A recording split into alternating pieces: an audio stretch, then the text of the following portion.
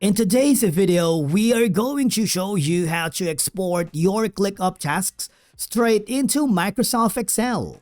Whether you need to generate reports, share data with your team, or back up your workspace, we've got you covered.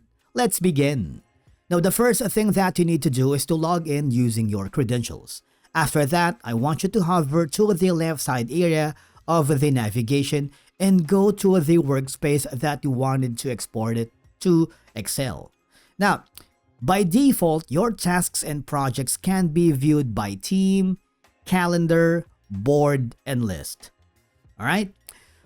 Now, for now, I wanted to make sure that you are in the list view because from here, if you click the list option, you would notice that there is an export view here. If you click on it more, there should be another option that you can export the task in hand into Microsoft Excel.